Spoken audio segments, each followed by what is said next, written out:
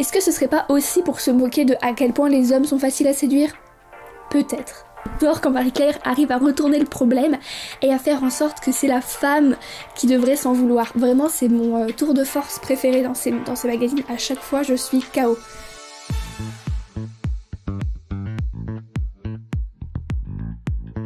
Bonjour à tous et à toutes, bienvenue dans cette nouvelle vidéo Marie-Claire dans laquelle je lis des extraits des magazines Marie-Claire des années 40. J'ai déjà fait 3 autres... Attendez, je sais plus. J'ai déjà fait 3 autres vidéos, je crois, sur le sujet, que je vais lister quelque part si vous voulez aller les voir après cette vidéo. C'est pas du tout nécessaire de les voir avant, vous pouvez très bien les voir après. Ce qui est surtout très intéressant, c'est de voir la place des femmes à cette époque, comment est-ce qu'on définissait leur place, notamment à travers les magazines beauté et féminins de cette époque, qui est encore probablement le cas aujourd'hui. Avant que cette vidéo ne commence, je dois quand même m'excuser, je sais pas pourquoi, on est au mois de septembre, mais je suis malade, j'ai un rhume, donc il est possible que je parle un peu du nez et que je... Pendant la vidéo, je vais essayer de le couper au montage, mais si ça arrive, s'il vous plaît, m'en voulez pas, il fallait vraiment que je tourne, sinon j'avais pas le temps plus tard. Je voudrais aussi préciser que ce t-shirt est d'une rare beauté, donc je vais essayer de me tenir assez loin pour que vous puissiez l'admirer. Écoutez, je pensais que ça allait être ma dernière vidéo dans la série des Marie-Claire, mais je me suis rendu compte qu'en fait j'ai encore 4 magazines. Je vais en faire 2 aujourd'hui et probablement 2 pour une dernière vidéo. Et après ça on passera à autre chose et je vous embêterai plus avec les magazines Marie-Claire. En tout cas, installez-vous, sortez le thé parce qu'il va y en avoir besoin. Et faisons un petit tour dans le premier magazine qui date du 2 février 1940. 2 février 1940, on est déjà en guerre, mais Paris n'est pas encore sous occupation allemande, si je dis pas de bêtises. Mais comme je vous en avais parlé dans l'épisode juste avant, on commence à sentir la guerre à travers le magazine, et il y a une certaine forme, comment dirais-je, d'incitation à l'effort de guerre et aussi à comment faire pour vivre un peu plus modestement. Enfin, en tout cas, j'ai l'impression. Vous allez voir, je vais vous donner des exemples.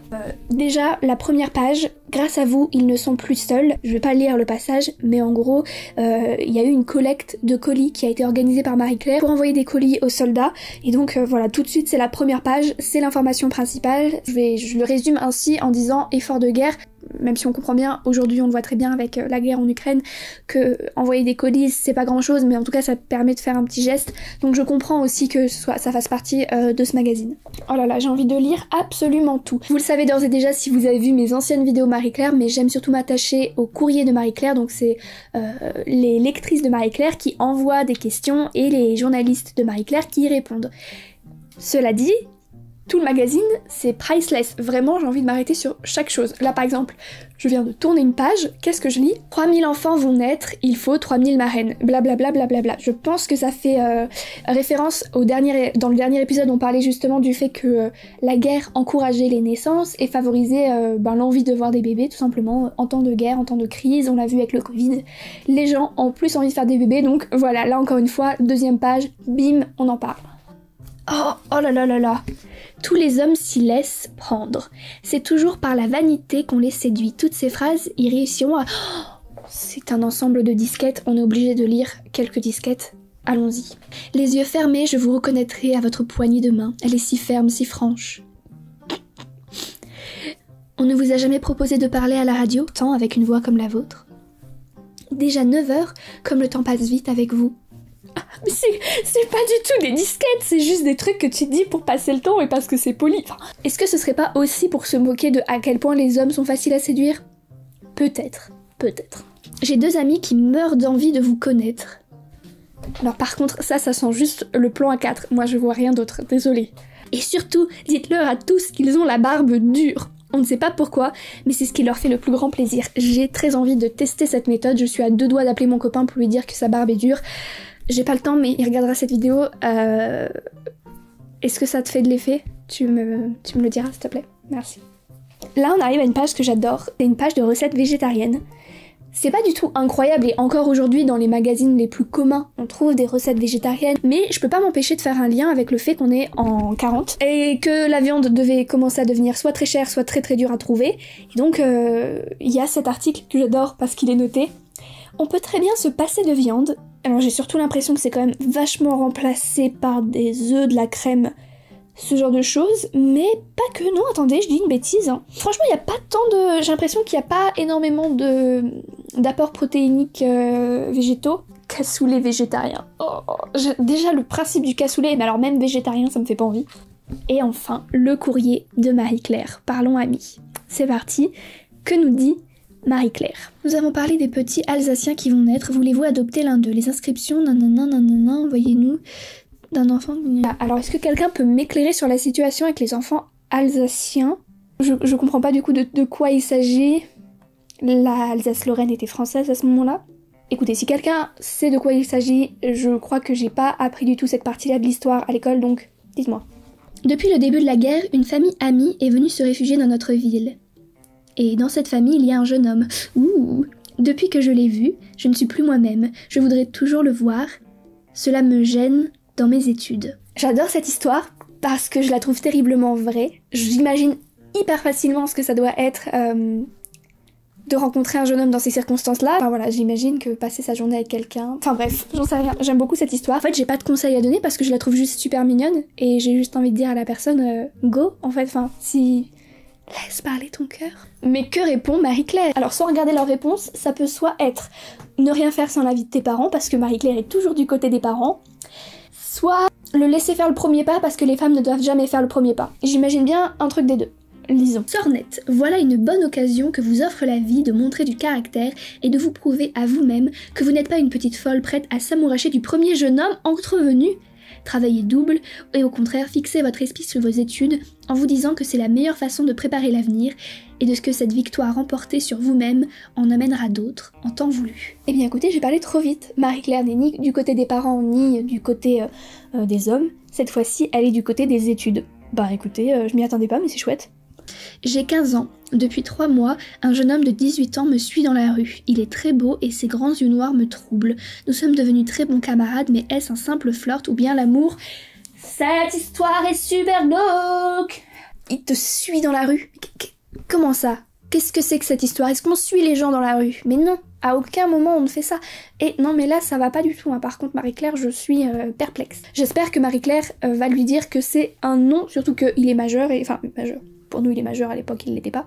Donc non. C'est surtout un enfantillage et vous avez eu un grand tort de vous lier avec un inconnu. Vous êtes beaucoup trop jeunes tous deux pour pouvoir décider de votre vie et vous ferez mieux de retourner à vos leçons et à vos jeux et surtout de vous mettre vos parents au courant de ces rencontres. J'avais complètement oublié que, en effet, les parents devaient être au centre de l'histoire. My bad. D'autres hommes que lui travaillaient avec moi, ils s'en montraient férocement jaloux. À son départ aux armées, j'ai affecté l'indifférence par fierté, il en a été peiné. Depuis, je lui ai fait parvenir un colis qui m'a été renvoyé sans l'ouvrir avec ces mots. Parce qu'il en est d'autres à qui il vont sûrement être plus urgent de penser qu'à moi. Je suis désemparée. Waouh, mais l'ego du gars, mais redescends en fait, enfin, il te fait un colis, ouvre-le. J'ai envie de vous dire, c'est la vie en fait. Est-ce qui n'a jamais été dans une situation où il y avait plusieurs hommes qui l'intéressaient, ou plusieurs femmes qui l'intéressaient, ou plusieurs whatever? Je sais pas, très franchement, je pense que ça arrive, et que moi, on m'offre un colis, je vois ça comme une preuve d'amour irréfutable. Donc je ne suis pas d'accord avec cette façon de... Enfin je sais pas, bref, que répond Marie-Claire? Voyez combien la jalousie et l'orgueil peuvent créer des malentendus et des souffrances inutiles. Le dépit seul peut expliquer un tel manque de courage, et cela serait inexcusable s'il n'y avait aussi, d'autre part, un amour malheureux et longtemps contenu. Écrivez-lui pour lui demander très fermement une entrevue à sa prochaine permission. Une explication de vive voix s'impose. Très franchement, je pense que c'est une chouette réponse. Bravo Marie-Claire. Nous sommes considérés comme fiancés, puis-je lui faire un cadeau s'il m'en fait un, et que lui offrir? J'adore comment dans ces petites demandes à Marie-Claire, il y a des choses du quotidien. Vous pouvez très bien lui faire un petit cadeau à votre fiancé, porte-mine, stylo, briquet, etc. S'il est mobilisé, je crois qu'un objet tricoté par vous est ce qui lui ferait le plus plaisir. Ça me fait trop rire comment elle présume que la personne sait tricoter. Ce qui est probablement le cas, on est en 1940, beaucoup de gens savaient tricoter, j'imagine, à l'époque. Un ami d'enfance, un peu épris de moi, et que j'ai pris pour confident, me révèle que mon fiancé aime une autre femme, qu'il voit souvent à mon insu. Que faire? Oh mon Dieu! Mais ce genre de drama, j'imagine, mais tellement la scène... Ça peut être un film américain, on est d'accord. Le gars...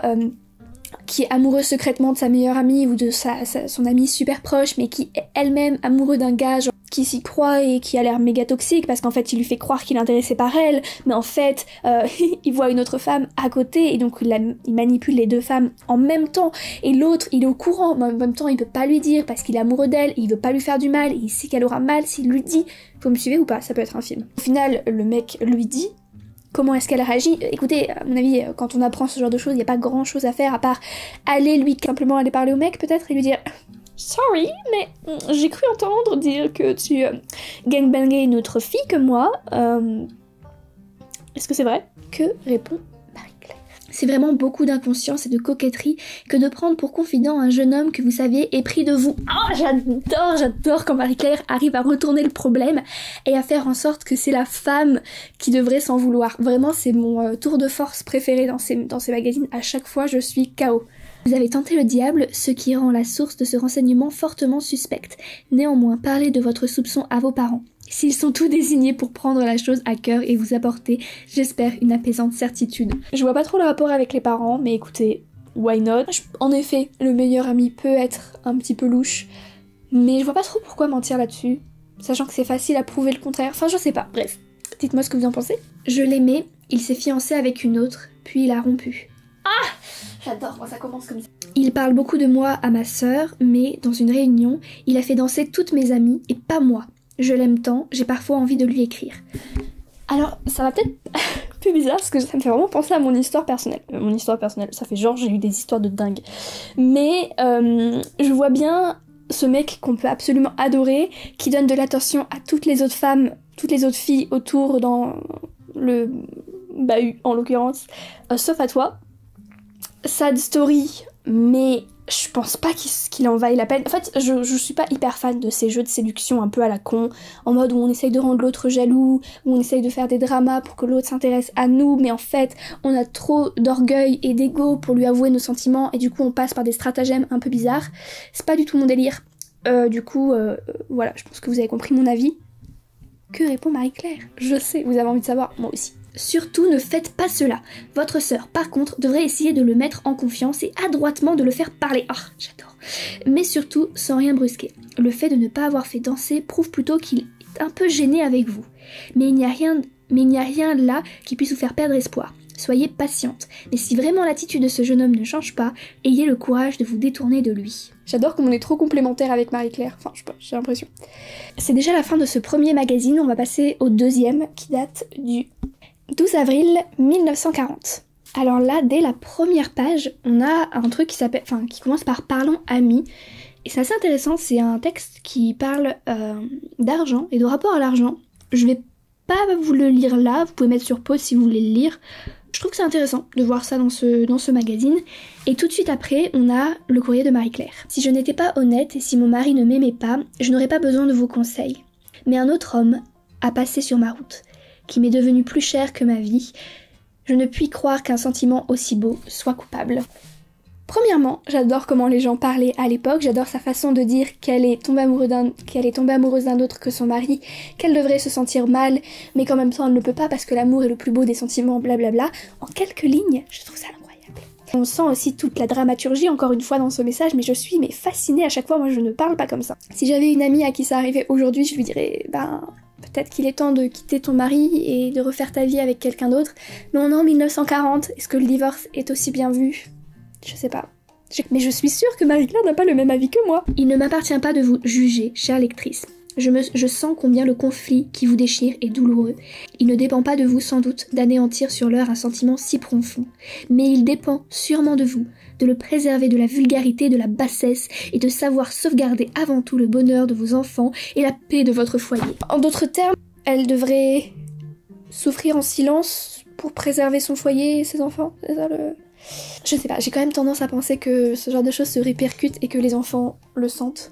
Désolée pour mon portable qui vibre. C'est horrible. Je dois le revoir à sa prochaine permission et j'ai l'impression très nette qu'il me parlera de son amour.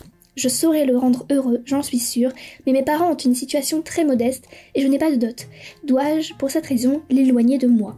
Alors, je vais vous paraître peut-être complètement débile, mais je savais pas du tout que les dots, ça existait encore dans les années 40. Je pensais vraiment que c'était le siècle d'avant. Enfin, c'est quand même ouf parce que je me dis, ça veut dire que mes grands-parents, ça se trouve, avaient une histoire de dot. Je sais pas, faudrait que je demande. Mais ça me paraît assez dingue. Et peut-être qu'ils s'en foutent, peut-être qu'ils s'en foutent de la dot. Tous les hommes ne sont pas des coureurs de dot. Oh, j'ai failli dire cette phrase, j'ai failli dire « il n'est peut-être pas un coureur de dot ». Et vous savez pourquoi j'avais envie de dire cette expression ? Parce qu'en ce moment, je suis à fond dans Jane Austen et que j'ai regardé la série Sanditon, qui est une super série au passage. Et dedans, justement, ils utilisent tout le temps l'expression « coureur de dot ». vraiment très Jane Austen je trouve. Du coup j'avais trop envie de dire ça, j'ai failli le dire, oh, on aurait été comme ça avec Marie-Claire. Tous les hommes ne sont pas des coureurs de dot, heureusement, sinon de nombreuses jeunes filles devraient renoncer à l'espoir de fonder un foyer. Il faut avoir plus de fierté et de confiance en vous, vous dire que, ayant de bons parents et étant de plus sérieuse et jolie, vous méritez pleinement d'être aimée pour vous-même. Un homme qui s'éloignerait de vous à cause d'un manque de fortune ne voudrait pas de regrets. Je suis complètement d'accord avec Marie-Claire sur le coup. Maintenant qu'il est loin de moi, mon amour pour lui grandit de jour en jour. Je voudrais savoir s'il pense toujours à moi, je n'ai pas de maman à qui confier mon trouble, serait-il raisonnable d'envoyer une carte à ce jeune homme pour son anniversaire? Oh oui, je suis 100% d'accord avec le fait d'envoyer des cartes pour les anniversaires des gens, c'est le truc le plus mignon qui puisse être. À défaut de votre maman, vous êtes sans doute une parente ou une amie plus âgée que vous. Vous avez sans doute une parente ou une amie plus âgée que vous qui puisse prendre des renseignements sur lui, sur sa famille et ses moyens d'existence.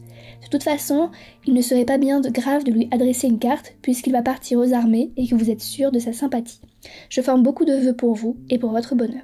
Nous étions presque fiancés quand il a été mobilisé. Nous avons d'abord correspondu régulièrement et pendant sa permission, il a été charmant. Depuis, il a changé de secteur et ne m'a pas donné sa nouvelle adresse. Il n'écrit plus. Que faire? Oui, c'est ça que j'aime pas avec les Marie-Claire des années 40, c'est qu'on sent qu'en fait, la guerre change les relations et les dynamiques et met les femmes dans une situation de...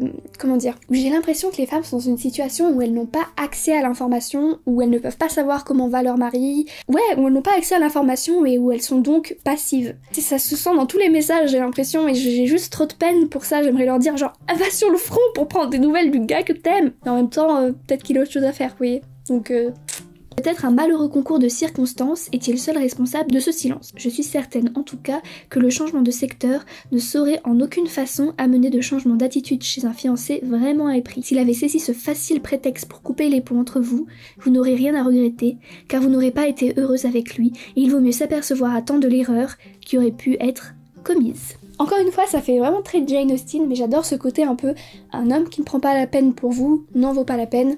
Je sais pas, j'ai l'impression qu'il y a une évolution, que dans les premiers Marie-Claire, il n'y avait pas du tout ce ton-là.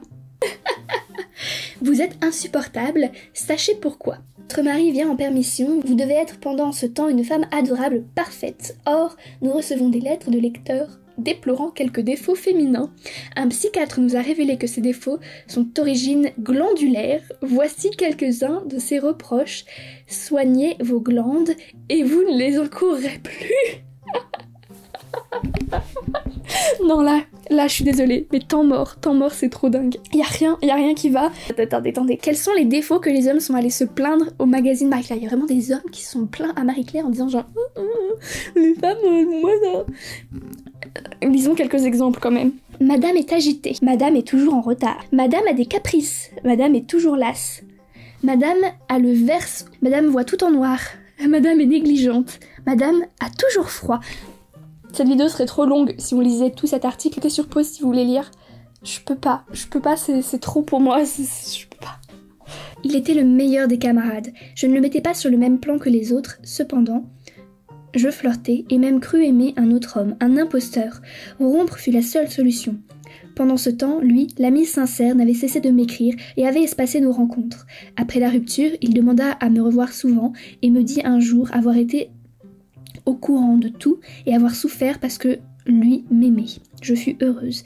Il me demanda si j'acceptais de devenir sa femme, ses études terminées. J'ai eu tort de lui proposer, pour éprouver nos sentiments, de rester sans nous voir ni écrire pendant 2 mois. Il accepta. Les vacances, la guerre.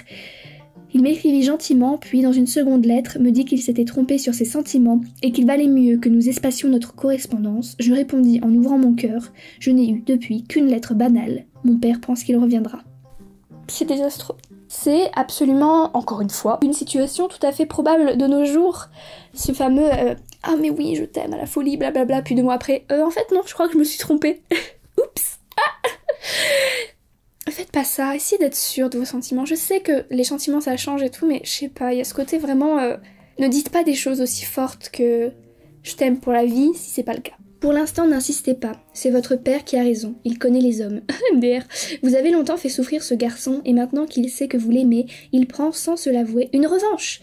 Et puis, cela compte la guerre pour un garçon de 20 ans. Ne pourriez-vous pas un peu oublier vous-même, penser mieux à lui, non pas en songeant à ce qu'il peut vous donner de tendresse, mais à ce que vous vous pouvez lui apporter de réconfort en des circonstances difficiles. Et si vous saviez lui écrire des lettres totalement rayonnantes, qu'elles lui deviendraient indispensables. Dans les circonstances actuelles, tout amour digne de ce nom doit se transposer, être uniquement générosité, sourire. Remettez-vous sincèrement sur le plan amical, puisqu'il ne veut pas entendre parler d'un autre sentiment pour l'instant. La luminosité a complètement changé, je suis allée faire une pause goûter, mais on revient pour plus de what the fuckery. On va retourner sur un autre témoignage avec une des spécialités, j'ai l'impression que dans chaque Marie-Claire il y en a un, c'est sur la différence d'âge. Vraiment, enfin je me demande à quel point c'était courant à l'époque, je sais que c'est toujours très courant. La différence d'âge dans les couples hétérosexuels, c'est souvent l'homme qui est plus âgé, et c'est très souvent le cas. Encore aujourd'hui, mais je me demande à l'époque, j'ai l'impression que c'était encore plus que tout. Bref, à chaque fois que je fais ces genres de vidéos, je me dis il faudrait trop que je fasse des recherches en parallèle, mais je le fais pas spécialement, donc n'hésitez pas si vous savez des choses à les partager. J'ai 15 ans, lui 20. Quelques mois avant son départ, il m'a écrit et je lui ai vite répondu en lui avouant mon amour. Il dit alors à ma meilleure amie qu'il ne souhaitait entre nous qu'une bonne camaraderie. Dois-je lui écrire la première ? 15 ans versus 20, ça fait beaucoup comme différence quand même. Moi je pense que écrire, c'est pas... Enfin, ça n'engage à rien. Lui écrire, oui. Parler, pourquoi pas. Maintenant, je dirais quand même qu'il faut être hyper prudente. Que répond Marie-Claire ? Non, pas même pour lui avouer que vous avez été une jeune folle et que ce point de vue est le bon. Que diraient vos parents s'ils savaient que vous êtes jeté aussi inconsidérablement à la tête de ce garçon ? Car bien entendu, vous n'avez pas dû les tenir au courant de cette prouesse. Allons, ne jouez pas les amoureux éplorés alors que votre dernière poupée est peut-être encore à quelques coins du placard. Cela vous va mal, vous êtes bien gentil quand même, mais promettez-moi de ne pas recommencer. C'est vraiment mais sauvage, les réponses de Marie-Claire sont violentes. Je l'aime et ses parents sont gentils avec moi. Ok, ça commence bien. Mais je ne sais pas si ses sentiments répondent aux miens. Je pense à lui sans cesse, il va venir en permission et je me demande quelle attitude je devrais prendre. Ce message m'attriste beaucoup parce que je vois pas en fait où est la raison pour laquelle elle devrait s'inquiéter. Apparemment, si ça se passe bien, il y a juste à vivre avec le truc, mais je me pose aussi la question si à l'époque ça manquait pas de représentation et d'informations. Très certainement aussi sur tout ce qui est éducation sexuelle, toutes ces choses-là. Donc je me doute qu'elle savait pas comment faire et je pense que... Enfin, je comprends du coup qu'elle envoie un message à Marie-Claire. Maintenant, moi je sais vraiment pas quoi lui répondre si ce n'est juste chill. Enfin, genre ça va aller, t'inquiète. T'as le droit de prendre le temps de vivre la relation comme elle vient. Ouais, va avec le flow. Pourquoi prendre une attitude ? Soyez donc simplement vous-même. Oh, c'est exactement ce que j'ai dit. C'est certainement ainsi que vous aurez le plus de chances de le reconquérir. Il est possible en effet que vous lui plaisiez, mais il ne faut cependant pas fonder de trop gros espoirs sur cette sympathie. En raison que ça fait 1000 ans que je filme, il est temps que ça se termine, j'ai presque plus de mémoire. Donc on va aller droit au but avec un dernier témoignage qui m'a l'air très bien. Je ne trouve auprès de mes parents aucun appui, aucune affection. Je veux fonder un foyer, avoir des enfants, j'aime éperdument un jeune homme. Il m'écrit régulièrement depuis la guerre, mais lorsque je lui ai demandé quelles étaient ses intentions, il m'a répondu qu'il ne voulait pas s'engager actuellement étant soldat, mais que, d'ailleurs, il ne disait pas non, bien au contraire. Il est cultivateur, sa vie serait la mienne, pensez-vous que je puisse espérer ? Écoutez, pour une fois, je crois que je suis assez d'accord avec Marie-Claire. Pourquoi non ? Ce jeune homme semble très sérieux et sa réponse est honnête. Je crois que vous pouvez avoir confiance. Il y a certainement pour vous une solide amitié, peut-être plus. Enfin, une dernière. Nous avons été amis d'enfance, puis nous nous sommes perdus de vue pendant plusieurs années. Enfin, nous nous sommes retrouvés. Sa mère était persuadée que nous n'avions cessé de nous voir et même que nous étions fiancés. À sa permission, il a été convenu que nous nous écrirons. Il a envoyé un mot, je lui ai répondu, et puis plus rien. Il est timide, mais je ne m'explique pas ce silence. Même si sa mère se trompe sur les sentiments qu'il éprouve à mon égard, j'aimerais en faire un bon camarade. Dois-je écrire, attendre ou prendre de ses nouvelles ? Pourquoi la première chose qui me vient en tête quand je lis ce truc, c'est de me dire simplement qu'en fait il est gay et qu'il est pas du tout intéressé par toi ? Je sais pas. C'est peut-être un peu sauvage comme réponse. Encore une fois, situation de guerre, je pense qu'on peut pas estimer que ta relation est plus importante que juste que le gars revienne en vie et en état de fonctionner pour le restant de ses jours, quoi. Chill, prends ton temps. Que répond Marie-Claire ? Le mieux serait de prendre de ses nouvelles, puisque vous en avez la possibilité. Il n'y a absolument rien de choquant, surtout dans des circonstances présentes. De plus, les relations que vous avez avec sa famille vous y autorisent amplement, blablabla. J'espère que cette vidéo vous aura plu. Si c'est le cas, n'hésitez pas à me le dire dans les commentaires. Il y aura probablement une suite à tout ça, parce que je ne me lasse pas de lire les réponses que Marie-Claire envoie, même si j'ai l'impression que dans cette vidéo elles ont été assez gentilles. Pour une fois, d'habitude c'est un peu plus violent. Je vous souhaite une très bonne semaine et je vous dis à la semaine prochaine pour une nouvelle vidéo. D'ici là, peace out.